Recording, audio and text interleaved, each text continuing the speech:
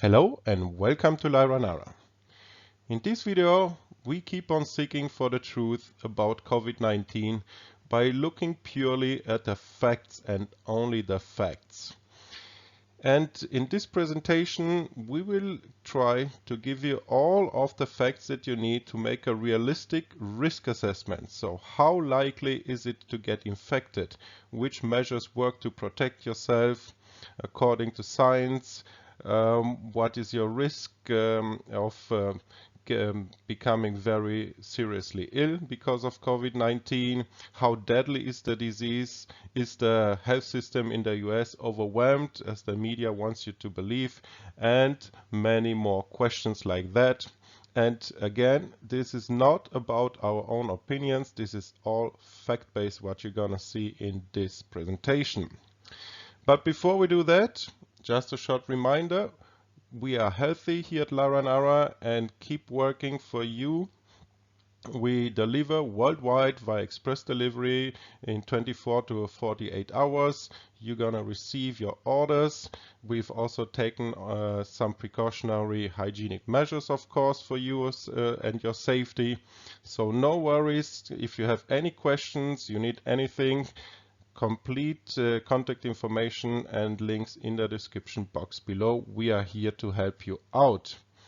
Also, do not forget to take advantage of our current sales actions and get some of the most powerful holistic health devices at amazing prices. Those devices will help you remain healthy, keep a strong immune system so you can fight off any type of condition and also deal with chronic as well as acute conditions in a non-invasive way. Without further ado then, let's seek for the truth about COVID-19. Let's start our risk assessment process then by answering a very important question, and that is, how high is your risk of getting infected in the first place? Well, Dr. Paul Auwerter, the clinical director for the Division of Infectious Diseases at Johns Hopkins University School of Medicine, said recently on infection risk the following, quote, "If you have a COVID-19 patient in your household, your risk of developing the infection is about 10%. If you were causally exposed to the virus in the workplace, meaning that you were not locked up in a conference room for 6 hours with someone who was infected, like a hospital, your chance of infection is at about just 0.5%. Also, according to the WHO's COVID-19 lead, Maria van Kerkhove, true community-based spreading is very rare. And transmission by fine aerosols in the air over long distances is not one of the main causes of spread. An author of a working paper from the Department of Ecology and Evolutionary Biology at Princeton University said also the following on this subject, quote, "The current scientific consensus is that most transmission via respiratory secretions happens in the form of large respiratory droplets rather than small aerosols. Droplets, fortunately, are heavy enough that they don't travel very far and instead fall from the air after traveling only a few feet." And even the WHO has confirmed this recently. Initially, they were stating that yes, the aerosol infection by small aerosol droplets is possible, but even they now confirm that it is not possible. It is only possible through droplets. The Swiss chief physician of infectiology, Professor Pietro Vernazza, also explains in a recently published paper that respiratory masks generally have no detectable effect, with one exception: sick people with symptoms, notably coughing of course, can reduce the spread of the virus. If you watch the mainstream media, you also hear a lot of worries about asymptomatic spread. So let's see what science has found out about that so far. On true asymptomatic spread, the data is still unclear, but increasingly it shows it to be very unlikely. 2 studies so far point to a low infection rate from pre-symptomatic and asymptomatic individuals. One study said 10% of infections come from people who don't show symptoms yet. Another WHO study reported that just 1.2% of confirmed cases were truly asymptomatic. Several studies confirming asymptomatic spread have ended up disproven. Iceland is also leading the global efforts in testing its entire population of about 300,000 for asymptomatic spread, not just those that show symptoms. And they have randomly tested about 1,800 citizens who don't show symptoms and, as far as they knew, were not exposed to positive individuals. And of this sample, only 19 tested positive for COVID-19. This translates into just about 1.1% of the sample. So yes, pre-symptomatic and asymptomatic spread is possible, but very unlikely. Global data also shows that about 95% of people who are tested are not positive. In general, the size of the US population infected with COVID-19 will be much smaller than originally estimated, as most symptomatic individuals are not positive. 93 to 99% have other conditions. Only about 1% of everyone who is tested for COVID-19 within the US will have a severe case that will require hospital visit or long-term admission. Globally, we see also that only that 80 to 85% of all cases are only mild cases. In order to assess our risk of getting infected, we also need to answer the question of how long the virus is able to survive. And COVID-19's ability to live for a long period of time is limited on most surfaces, and it is quite easy also to kill with typical household cleaners, just like the normal flu. So you don't need to rub everything with alcohol or use chlorine, just normal household cleaners, and for your hands, normal soap will do the job. German virologist Hendrik Streeck is currently conducting a pilot study to determine the distribution and transmission routes of COVID-19, and in a recent interview he said that he was not able to prove transmission via door handles and the like, the so-called smear infections. He even took swabs from pets of people who were infected, and he couldn't find the virus even on the pets. So yeah, transmission, the so-called smear infection via door handles and other surfaces that you touch, is very unlikely from the data that we have so far. And due to COVID-19 sensitivity to UV light and heat, just like the normal influenza virus, it is very likely that it will burn off as humidity increases and temperatures rise with the beginning of spring and the coming summer. Released on March the 10th, one study mapped COVID-19 virality capability by high temperature and high humidity.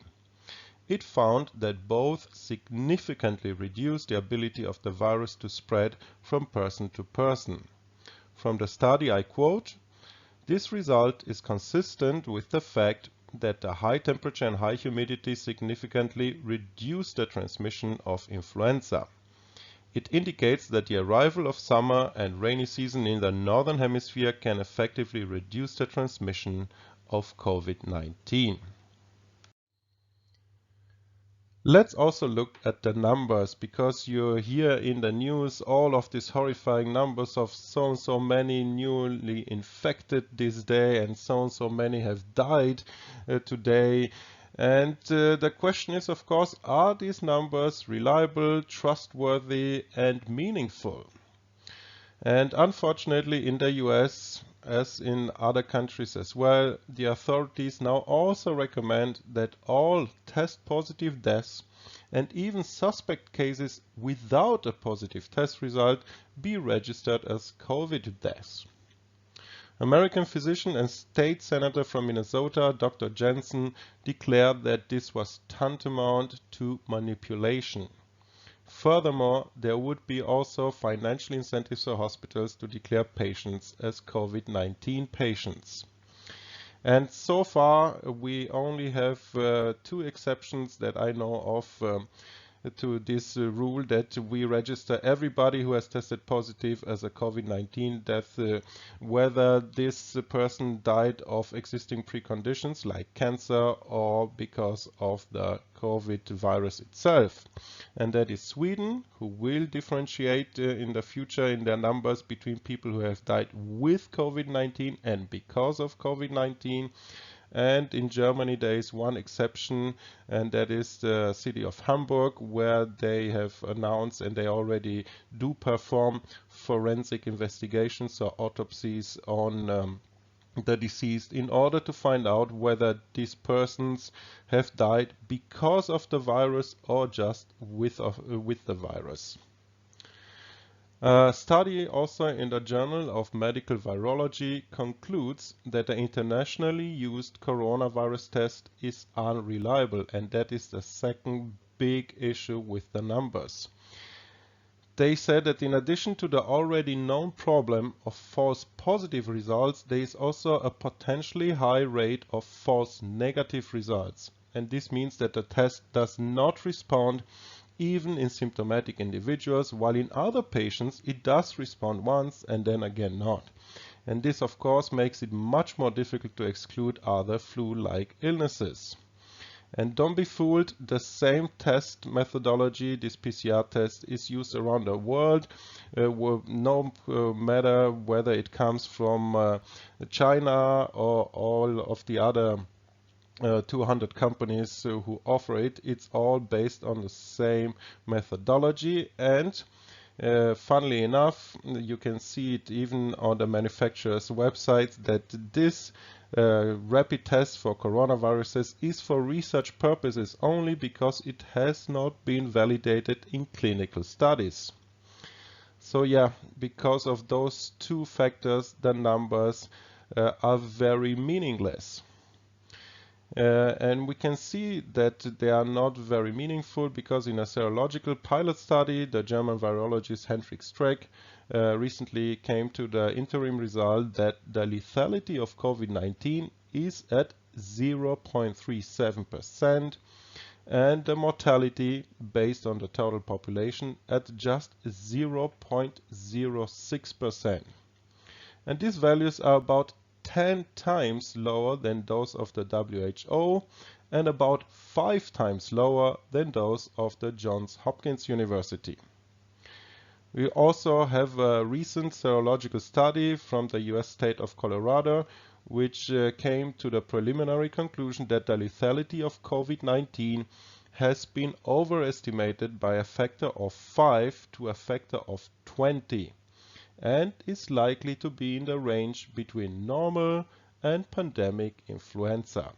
So yeah, don't panic when you see those numbers on TV. They are not very meaningful, unfortunately. People are also very worried because this COVID-19 is supposed to be so deadly.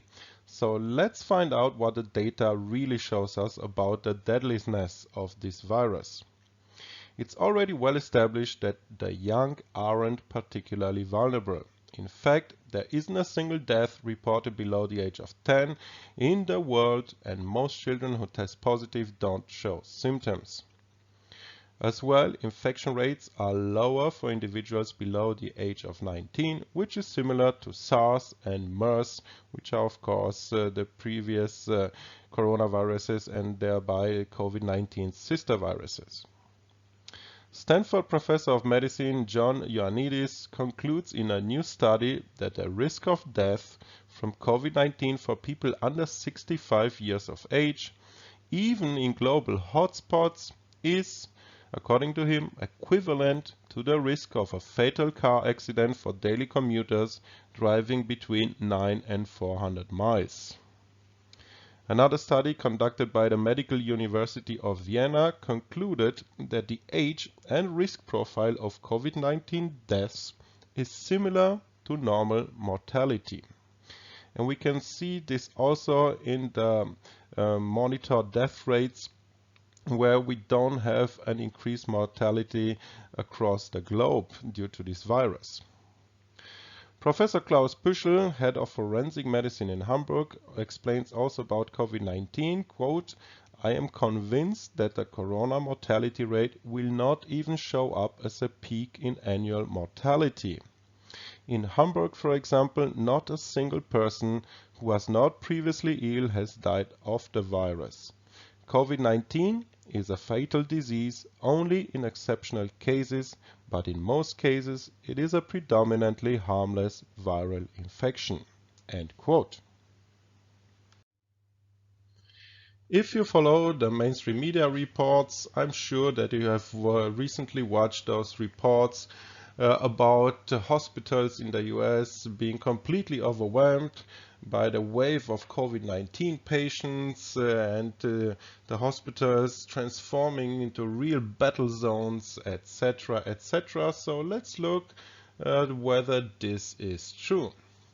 First, if we look at the graph on the right, we see that the United States are in a very fortunate position, and as far as they are the country with the most critical care beds per capita in the world, much more than Germany, Italy, France, South Korea, Spain, Japan, UK, etc. So the US healthcare system is in that regard very well prepared and set up to deal even with a wave of COVID-19 or any other infectious disease or pandemic.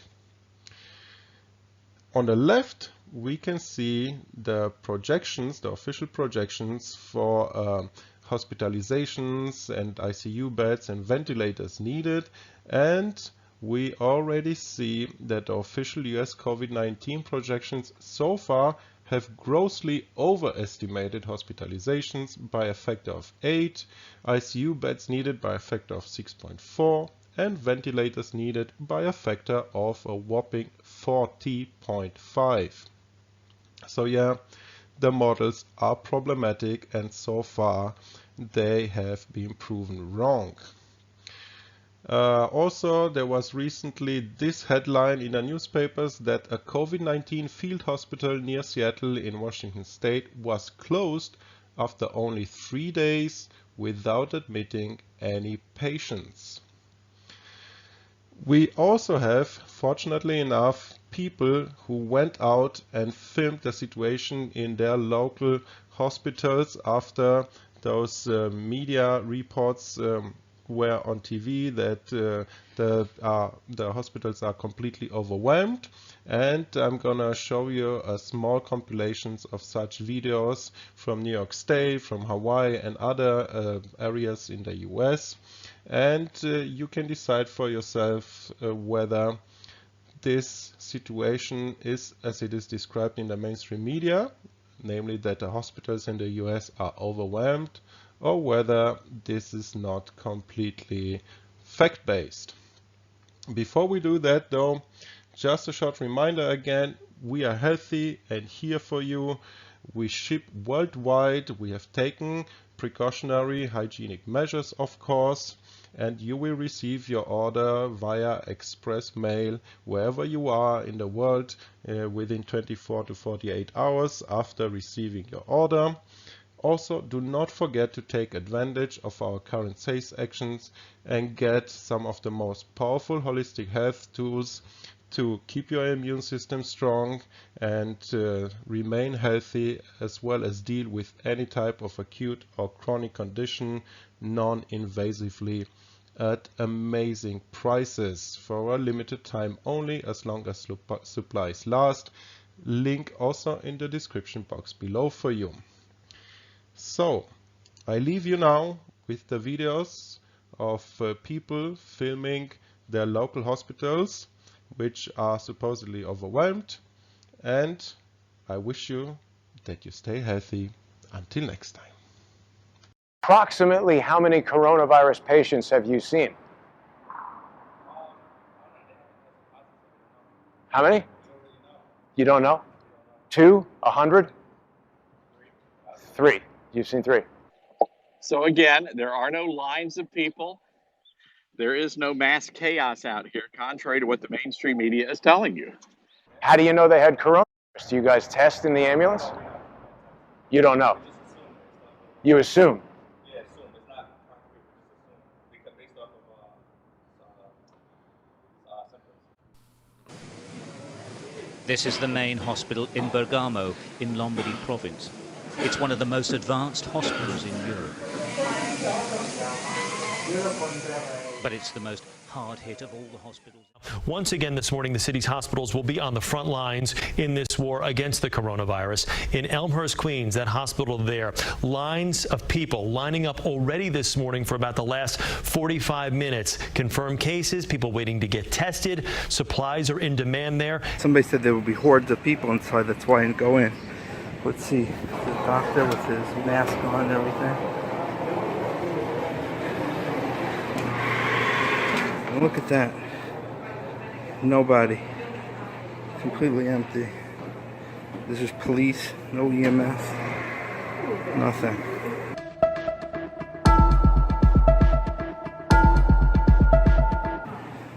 Nothing, absolutely. Ghosts. That's all they got you afraid of, ghosts.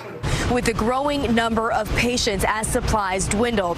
You can see barricades behind us set up here outside of the hospital to keep order here because so many have been lining up every day to get tested. Where's the long lines of people trying to get tested? I don't see that.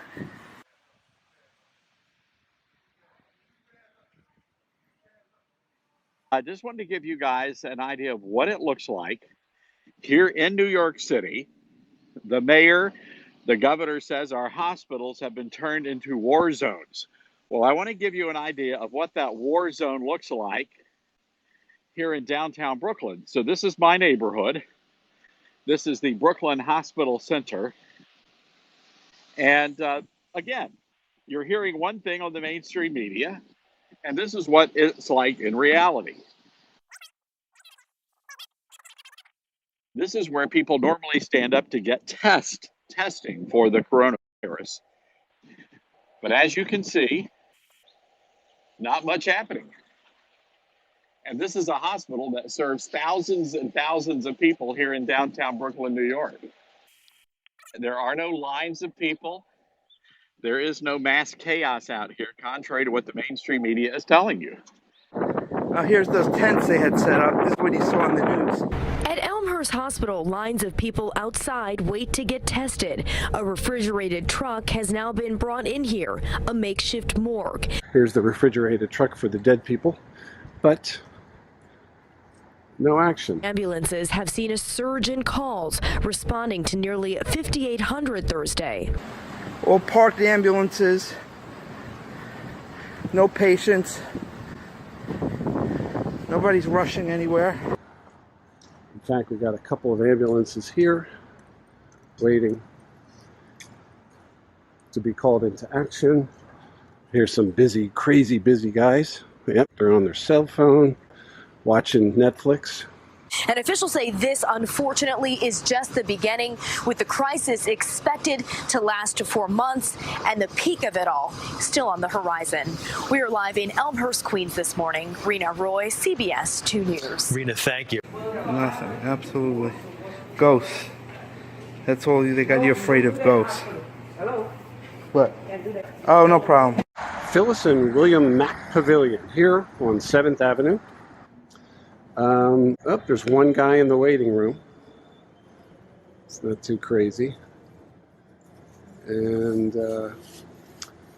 as you see, there's an emergency sign, open 24/7, and new people. Walk-in healthcare clinics around the state say they've been overwhelmed by the demand for coronavirus testing, causing frustration. We were overwhelmed yesterday with the response to people wanting testing. Urgent Care Hawaii says its drive-up service was deluged by requests for coronavirus tests, some waiting as long as 4 hours. Here's my question, guys. What's the game here? You're smart people. Why are they whipping us into a panic? Why are they lying about massive lines of people at testing centers?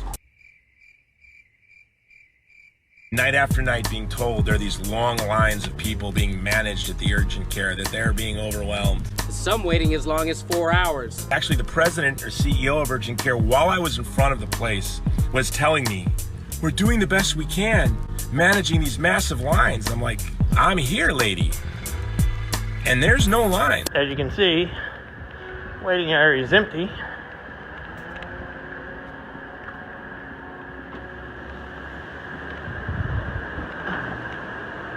I'm just looking for my family. They were supposed to be here already waiting. It might be another hospital. Nobody's in there. Nurses are just taking an easy day. We were overwhelmed yesterday with the response. I just want to know why urgent care doesn't want me to document. They're lying on the news about being overwhelmed with lines and testing all these people. They're taking state money and they're not testing anyone. They're taking our money. Look at that line, officer. Do you see that line? So are these the overwhelming lines that you guys have been lying to the people of Hawaii about? I'm a journalist, and this is going to be a column, and it's going to be read nationally. That's great. About how you're lying that there are massive lines. I never said there were massive. That you're doing. We were overwhelmed yesterday with the response. You tested 25 people here yesterday? You know what? You said that. You didn't test 25 people. Okay, you're videotaping people trying No, I to didn't. get into a medical No, I didn't. I got nobody going in. No. Are you the CEO of urgent care? Wow, you must be upset.